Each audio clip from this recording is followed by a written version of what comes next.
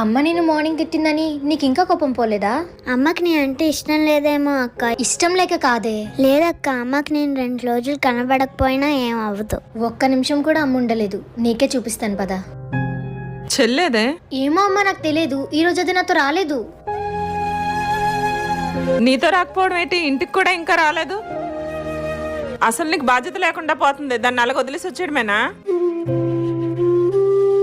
బాబు మా చిన్నునేమైనా చూసావా? లేదంటే